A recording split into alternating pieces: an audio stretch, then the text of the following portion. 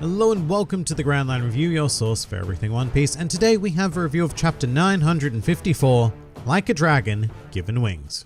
And this is a big one. This is one of those chapters that I believe us One Piece fans really live for because it just had everything. Huge amounts of story progress, great character moments, and a world-shaking reveal at the end. Not to mention all of the other stuff sprinkled inside, but we're going to start with the end because there's no way that I can ignore it for any longer. The Beast Pirates and the Big Mom Pirates are forming an alliance. Now, this is something I had speculated to be possible for quite some time, but I never really took it as a very serious idea because I did quite enjoy the thought of Big Mom acting as a supreme agent of chaos that may be able to tip the balance of power in the favor of the alliance. But that idea is just so far gone now, and to put it frankly, well, we're all pretty screwed. Despite how casually it was presented on the last page, this is an event unlike anything that has ever happened in the series. As it stands, I don't believe that there is a single power in the world that can stop the combined forces of both Big Mom and Kaido. Even the Marines would surely crumble under this weight, given that they were only barely able to overcome the forces of a single Yonko. And I love it. The stakes of this arc have just escalated beyond my wildest dreams. I mean, I have always thought that Wano was going to see the downfall of both Big Mom and Kaido, but definitely not while they were fighting on the same side. And to be perfectly honest, things are looking just a tiny bit hopeless right now, because I don't care how many samurai we've recruited from prison and such. It's nothing compared to what we're going up against. Even in the best case scenario where we see all of the worst generation on Wano allying up, along with the full force of the samurai, the Red Scabbards, the Minks, the entirety of the Straw Hats, and the Heart Pirates, it just seems like it's nowhere near enough. This is the time where something drastic is going to need to occur, or else things are just going to turn into a larger scale Whole Cake Island. And in terms of what that could be, well, there's any number of options, like summoning the Grand Fleet comes to mind. I honestly have no idea why Luffy or another Straw Hat hasn't already done so, because they knew well in advance they were going up against next to impossible odds, so that fleet of 5,000 plus pirates might be able to do,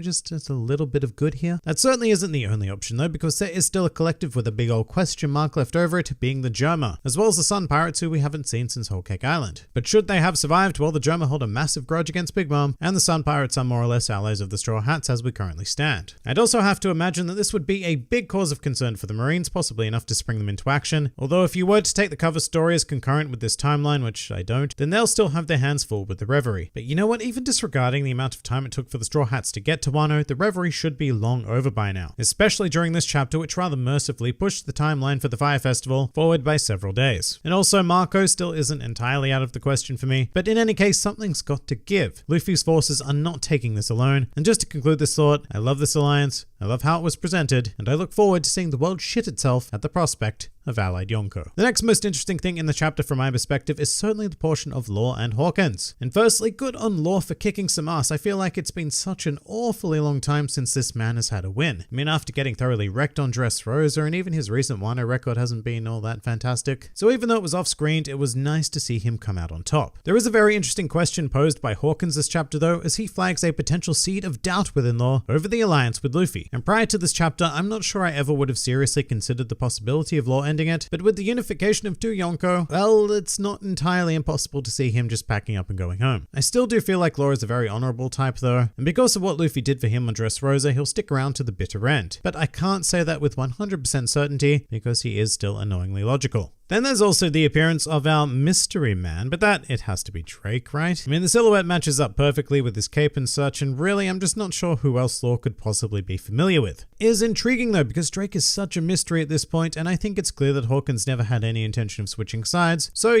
Drake seems like our next natural choice. And I mean, this is a man who joined Kaido with a solid plan, so I can't wait to see how things continue to play out. What I enjoyed most by far of this section though was finally getting some confirmation on Apu being a traitor, but then just to make things better, he went on to make a long-awaited appearance as well. And Apu has never really been one of my favorite Worst Generation members, but I can't deny how entertaining his general existence is. But rather sadly, he seems incredibly content with living his life as someone else's subordinate. And it's a shame, because I was really hoping that every member of the Worst Generation were a bit more, Luffy-minded, and had their eyes set on the ultimate prize at all times. Though I'm sure that given the opportunity, characters like Apu and Hawkins would immediately act for their own personal interests. They've just been overwhelmed by the idea of a Yonko so easily. And following Apu's appearance, we were also introduced to the intimidating as hell silhouettes of the numbers. And if I had to guess why they were named that way, I'd say it's because it follows the card theme. As you know, we have King, Queen, Jack, and then followed by the numbers 10 all the way down to 2, possibly even 1, but that's not how we play cards. That would be Ace. And he's dead. I don't even know what to make of these guys though. They're all so massive and wonderfully intimidating looking, and honestly one of the reasons why this chapter was so great, because in between all of the phenomenal moments like Law and Hawkins or the Yonko Alliance, there were things like this that were just unexpected and built a very effective amount of hype. This is One Piece at its best. Alright, some more things about this chapter, specifically the big strategy meeting that occurred between the allied forces. It's an interesting assortment of characters, or perhaps lack thereof. I mean, I get why some people aren't in attendance, like Frankie because he's integral in repairing the ships for the invasion, and even Luffy is kind of forgivable staying to train, and because let's be serious, he probably wouldn't be a whole lot of use in a strategy meeting anyway. The most notable absence though is Hiyori, because it seems strange to have Kawamatsu here without her, especially when Momonosuke is right there. Also Zoro is here as well, so I'm not exactly sure where she is, who she's with, and why. And you know what? Her absence probably struck me as particularly weird, because the very first thing you see in this chapter is Hiyori, Zoro, and Kawamatsu together. And yes, I know that time passes between these two events, but in terms of chapter and narrative flow, for all intents and purposes, she just vanishes. And the other intriguing absence is that of Nekomamushi. Like I said previously, we've been on Wano for a fair while now, so his return must be planned for a pretty big moment, and you know what? It may not even happen until the day of the invasion itself. But in conclusion, this chapter was 100% just classic hype One Piece. So many well-juggled characters, events, and revelations that will have the fanbase energized for the next 2 weeks because, unfortunately, yes, there will be a break next week. But for what it's worth, this is certainly one of the better chapters to leave us on.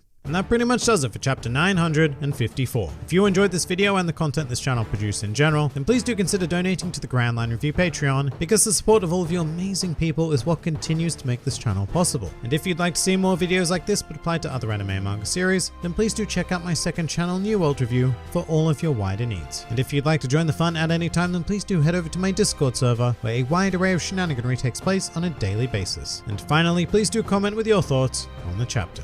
This has been the Grand Line Review, and I'll see you next time.